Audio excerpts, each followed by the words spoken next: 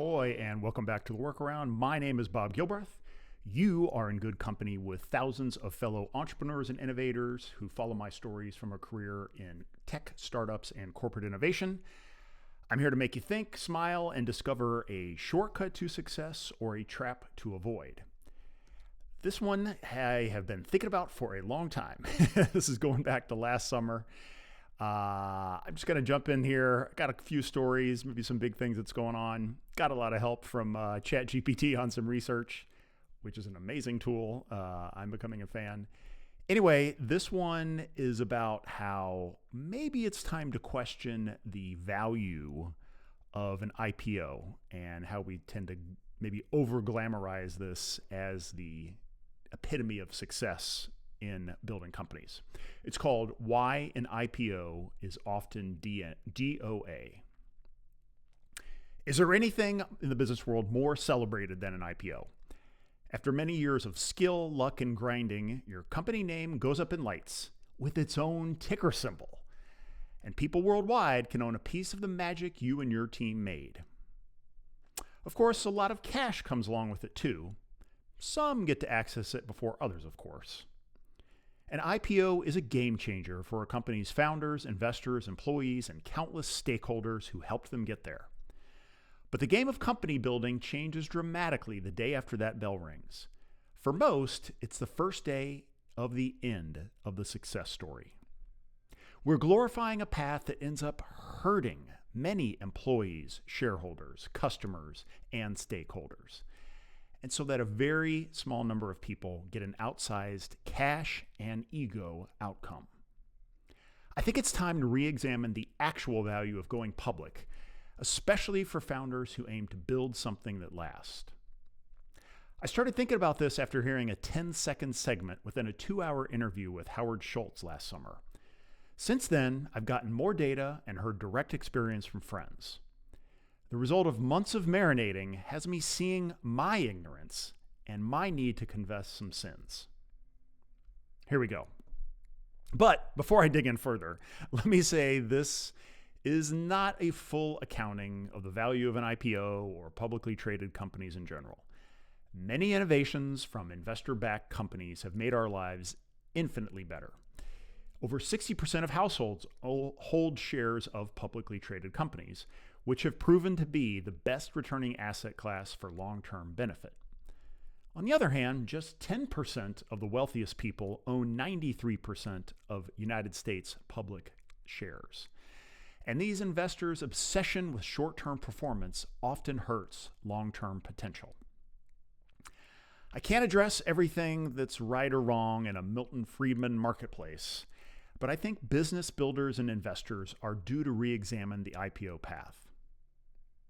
In theory, the initial public offering is a tool for very strong companies to raise money, to pay back their private investors, reward founders and employees for their efforts, and secure funding and credibility from public investors, like your mom, your dad, and their pension and 401k plans. That allows the company to keep growing. In other words, you got a rocket ship of a company, and you're selling tickets to help it keep roaring into orbit. And since the IPO is a long, government-regulated process with serious investment bankers approving and non-accredited investors buying in, the rocket should be a pretty safe ride. Unfortunately, the data proves that most of them can't rise to the rest of the market's orbit, and many eventually crash and burn. We could start by looking at special purpose acquisition companies, SPACs, those IPOs that were blank check companies that got hot a few years ago. From March 2021 to February 2023, the valuation of PitchBook's SPAC index declined by almost 80%. Chamath, the SPAC king, personally made $750 million from special benefits that go to SPAC sponsors, regardless of market performance. His companies declined 73% and counting. For some reason, people still listen to this guy. In 2024, the SPAC wave died down, partly because regulators, those folks who try hard to keep us from being taken advantage of, cracked down. However, the average total return was just 80% over 3 years among companies that went public. This lagged behind the NASDAQ Composite Index, which gained around 35% during the same period. You would have made over 4x your money by putting it into boring funds instead of buying IPOs. And the trend even goes further back. A study of over 9,000 IPOs from 1975 to 2014 showed that, on average, these IPO companies underperformed the market by 8.7% over 3 years. Which brings up the point from Charlie Munger: try to be consistently not stupid rather than trying to be very intelligent. And that's really what any good financial advisor like mine would tell you. Most of them won't let you buy into a company's IPO until at least a year after it's left the gate. And as a friend once told me, the job of a financial advisor is not really to help you beat the market. It's to keep you from doing a few of those really dumb things over the course of every decade or two. How do we get here? Why do newly public companies mostly fail to keep up with the broader market they enter? First, you've got to look at VC and PE firms. They need to deliver returns to their investors, and that means they need the company to get some kind of exit so they can sell their shares. And since they're the ones who own most of the shares and often have a ticking clock to pay back their investors, they are motivated to move. A funny thing happens in the marketplace when the seller, an investor in this case, knows much more about the item for sale than the buyer, like your mom, dad, and their pension fund or 401k. The buyer is often the last sucker left holding a lemon. I learned this from a VC a few years ago. I was an independent board member of an early stage startup. The other board members represented VC funds that had put money into the company. We flew in for meetings each quarter in a conference room of the company's headquarters. Typically, we would discuss company business all morning, then chat over box lunches before flying home. I recall one such lunch chat in which the lead investor, let's call him Rick, shared his experiences of preparing his firm's first SPAC. For over a decade, his fund was focused on very early stage startups, but he became enamored with the SPAC boom and convinced his partners and investors to try their hand at that game. They raised $200 million to buy a company in the e-commerce space, and he couldn't wait to share his biggest learning from shopping the deal. He said, "I discovered the secret. It's all arbitrage." With giddiness, he described how public investors were eager to invest in the e-commerce space, and all they had to do was make a company that he thought was worth, say, $100 million, look like it was worth $200 million. In other words, find the next sucker. You know, mom, dad, pension fund, 401k. I still recall my reactions at the time. 1. Oh, so that's how the world works. 2. Wait, did he just admit that? And 3. Fuck Rick, and how do I get off this damn board? Your company's investors see the business as a means to an end. To them, everything is just business. Investment banks receive massive fees no matter how the company does after it's out the gate. It's not about building to last. It's building to get that payday and GTFO. Specific growth and margins numbers must be hit at any cost. Employee count must be adjusted, always down, and hype is ramped up to newfound levels. Everybody runs to put lipstick on the pig and get it to the money trough before reality hits. Certainly, venture capitalist Bill Gurley, celebrity venture capitalist Bill Gurley at Benchmark, he praises the public markets, saying the forced discipline the public markets brings is great. Well, according to everything I've said, it's no surprise that a VC like Gurley carries the marketing flag of public markets. They're the biggest key to returning his investments. I can offer Bill the backhand compliment that at least he admits he's not great at providing discipline to his portfolio companies. Maybe he'd benefit from a little hands-on operating experience at one of them. Once all the bright, shiny lights of the public market is upon these companies, the truth of their lack of viability is finally revealed. Here's just a few examples. Nextdoor didn't want to embrace its core customers, and its stock is at 10% of its IPO price. Allbirds was a clothing company that tried to look like a SaaS play. Its stock is down 99%. 23andMe had a horrible business model featuring once-in-a-lifetime DNA tests. At $6 billion in value 4 years ago, it's now bankrupt. Sweetgreen couldn't figure out how to juggle in-person and digital orders without hurting product and service quality. As for Bill Gurley, he wears the badge of shame for issues with WeWork, Uber, and Zynga, among others. It's not pretty when these things begin a circle of doom from missed expectations. A good friend worked for years at a digital media company that went public last summer. She shared how the firm exited some of its top leaders just before the public offering, telling them that they needed to trim headcount to look better in the prospectus. But these people helped them get to the size and success to enable an IPO. The stock has done nothing but fall since that first day. Several months later, when she and other employees could finally sell some shares, the valuation was less than half its launch price. Oh, but on that date, the CEO warned employees not to sell, as insider trades could send shares even lower. And yes, that's legal. Things get tougher as companies get used to the quarterly rectal exam known as earnings reports. It's no longer cozy box lunches with your VCs. Instead, a ravenous cast of investors, who represent your mom, dad, and their pension fund and 401k, want to know why the business hasn't lived up to the expectations it set. Things get real fast. Unless you've built a company that lasts, your leadership team tends to behave like heroin junkies looking everywhere for the next fix. And that's when they'll do anything to get it. I've sold 2 companies to public firms and spent years in each afterwards, earning out our purchase price. In both, I saw leaders driven to cut corners to hit quarterly numbers, then forced to double down again and again on company-killing tactics. In the first company, a global agency business, the CEO devised a very creative way to save money. He delayed annual personnel reviews.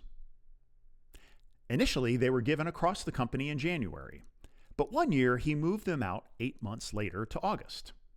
Some lame excuse about synchronizing business units was given at the time. But the real reason was easy to figure out. It was an opportunity to delay raises for over 100,000 employees worldwide. And guess what happened the next year? He moved the review date out again several months. Next, I sold a business to a mid-market tech firm whose leadership spent most of the quarter trying to pull revenue in from the next one. There were special discounts for clients, spiffs for sellers, and lots of general begging, berating, and burning the furniture to hit some made-up number. And made-up numbers is the point. Early in this company, I recall sitting in a meeting of 80 of the highest-ranking employees. The CEO and CFO kicked off the day by sharing how they intended the company to follow the Rule of 40 to be better valued by the market. This is a rule of thumb for SaaS companies in which the revenue growth rate plus its profit margin equals or exceeds 40%. A made-up number. I sat there waiting for the strategic plan to get us there. It never came, and wondered why this mature digital promotion company was holding itself to SaaS metrics. In both companies, missed numbers eventually led to the founders' exits. Their replacements haven't done much better. The remaining employees keep grinding away, struggling through cost cuts and reorgs while their stock values decline. Did you know that there's many excellent family-owned businesses and otherwise private companies, and they deliver outstanding results for decades? They might get less press because they are less in investors' eyes, but they have so much more freedom to make decisions for long-term gain. I first encountered such a family business when I worked in the household cleaning category at Procter & Gamble. Our biggest competitor was SC Johnson, a family business. Both companies have a proud 100-plus year history, but my company, P&G, was publicly traded, and SCJ was private. The difference hit us hard nearly every time we announced a product upgrade in the category. On our launch day, SCJ dropped a massive promotion, such as a buy one, get one free, or BOGO, national coupon. Consumers skipped our fancy new bottle and millions in media spending to stock up on the SCJ brands. We at P&G could never do such a thing, as it would hit our profit margin and lead to a loss that could jeopardize the company's quarterly profit goals. They could take a loss because they didn't have those short-term investors to worry about. There are plenty of other examples you might not know about. Take IKEA, which is featured in an outstanding Acquired podcast episode from a year or so ago. IKEA has become a global juggernaut, despite its founder taking zero outside investment. He built the company through good old-fashioned annual cash flows. Crazy, huh? Another huge CPG company, Mars, is still privately owned. My friend Amanda works there now and praises how the firm is truly principle-driven and values freedom for its employees. Other huge private consumer brands in very competitive industries include Lego, Bosch, and Publix. The big four accounting firms are still private, so are massive consulting businesses like McKinsey, Bain, and BCG. Some pretty smart people work at those companies, and they see a lot of different businesses. Maybe they know something. But is there more to the story? I can understand investors' motivation, even if arbitrage is not my career or ethical path. But for many years, I wondered why so many star founder CEOs of once strong companies chose to put themselves under the IPO pressure. Then I heard Starbucks founder Howard Schultz on the Acquired podcast last summer. The entire 2-hour program is a fascinating story of one of our generation's most iconic founders and brands. But this 10-second clip about what drove his IPO decision stopped me in my tracks as I walked my dog. Talk about the IPO.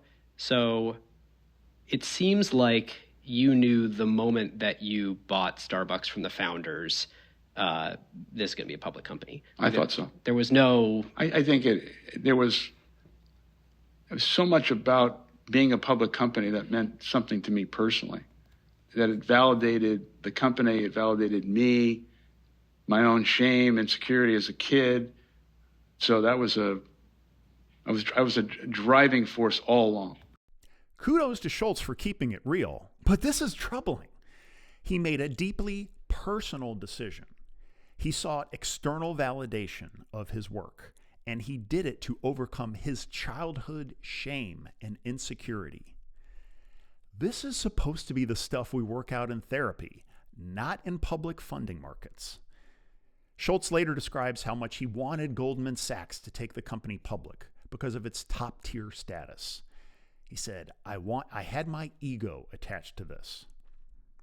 Starbucks went on to have a very successful IPO, and thanks to the leadership of Howard Schultz, it is frequented by millions of people around the world every day.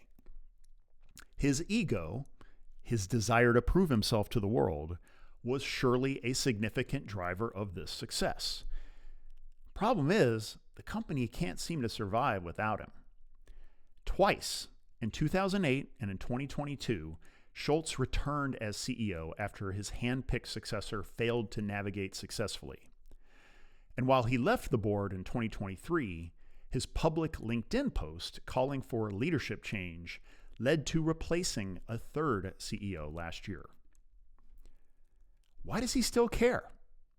Because he loves his company and the employees who grind it out there, pun intended. But his ego likely plays a significant role too. He hates seeing his brand, his baby, his source of validation turn to crap. It's fascinating how often iconic CEOs are forced to come back to salvage these legacies. At Nike, Phil Knight left his CEO role in 2004, yet decided to fire his replacement 2 years later. Then he helped drive out the most recent CEO in 2024. At Apple, we all know Steve Jobs was forced out in 1985 and returned in 1997. At Dell, Michael Dell left his CEO role in 2004 and returned to replace his successor in 2007. In 2023, he led a leveraged buyout of the company to remove it from the public markets. Many others stayed very close in their chairman roles over the next decades. Some succeeded, while others failed to pass the baton. Meanwhile, Walt Disney, Steve Jobs, and Herb Kelleher are trying to claw out of their graves to return and fix their once great companies that have now gotten into trouble. The combination of ravenous investment markets, addicted to short-term gains, and corporate lifer replacement CEOs who don't have the same kind of passion for the business eventually leads the greatest companies to fade. Howard may not have seen his egos yet, but I found another post-IPO founder whose story is insightful. David Hirsch is a multi-time technology founder and investor. In his book, Reignition, he shares the journey of starting Jive Software in 2001. His investors drove him toward an IPO and pushed him to accept an outsider to take his CEO spot to look better for the public markets. Jive went public in 2011, and from the sidelines, Hirsch watched his company die a slow, painful death over the following 6 years. He describes how the company shifted its energy from innovation to financial outcomes, bending over backward to hit financial targets in an increasingly competitive environment. Growth fell below the magic 30% number for public companies, and the stock price tanked. In the end, Jive sold for a fraction of its earlier value to a PE firm of last resort. David said, "Once a raging source of purpose, community, and soul for me and many others, this company had been transformed into a slave to quarterly numbers that it failed to hit and became a loser." While he was no longer pulling the levers as the company declined, he still took it personally. But over the next few years, Hirsch used therapy, meditation, and retreats to come to terms with the experience. Instead of pointing the finger at investors and executives who replaced him, he recognized his mistaken decisions and why he made them. Quote, "I recognized how I had set the destructive wheels in motion. I set the wrong goals. I brought on the wrong investors, board members, and execs. I operated from a compromised position instead of a place of enlightened leadership. Why? I was insecure. I made decisions that would look good to investors or peers, or that they were telling me to make, instead of considering the long-term health of the business. I was fearful." This sounds awful, but I love the personal growth here. Through his introspective process, Hirsch learned something profound about himself, making him a better business leader and human being. As I've talked about before, entrepreneurship burns your ego if you let it. And he discovered that there's always a next play to apply his painful lessons. Hirsch has gone on to consult with and acquire multiple stuck VC-backed startups and continues transforming them into healthy, sustainable businesses with enlightened leadership. Here's a secret. I'm guilty too. You don't have to go for an IPO to see how our ego is often the enemy in entrepreneurship. My startup experience is yet another data point in this thesis, as I made many ego-driven mistakes in the past. I got enamored with the startup mythos, whatever, including the chase to raise money and thinking I had to build $1 billion business or bust. I bought into the startup math of growth at all costs, profitability be damned. I wanted to get a win under my belt and onto my LinkedIn profile. I feared losing our positive momentum and seeing a decline in my net worth. Fortunately, We recovered from my errors in time to pivot our business, get profitable, and negotiate a meaningful sale for our investors and our employees. There's almost always an opportunity to learn from our mistakes. I twice tried to buy my company back as our acquirer suffered its own post-IPO implosion. When they didn't reply to me, we just started it up all over again. And now, with our holding company, I get to implement fixes for my old ego-driven mistakes. Since we're not raising money, we're not operating under the fear of hitting a number for investors' benefit. We do not need to sell and can think years ahead instead of quarter to quarter. It feels so much better now. And I think it's because we're learning to build from a place of love instead of fear. It's a concept that other business leaders are starting to discuss. And you'll find me writing about this and talking about this here in the months ahead. I'm sure it's a lifetime thrill to have that moment on the stock exchange floor and ring the bell with your team. I think it's a lot more fun to build a business that has a much longer lifespan than what most IPOs see. But it can take living and learning to get there. P.S. A special thanks to Joe Hovde for feedback on a draft of this and for his writing on several of those post-IPO bust examples that I shared. Please go subscribe to his Substack. It's called Residual Thoughts. He offers a ton of short, fun, data-centric observations about business, technology, and psychology. So hats off to you, Joe. Appreciate it. Hey, and how we might work together. That holding company I mentioned, it's called Fleet. It's a holding company of services businesses. We invest in leaders who are ready to start their own companies.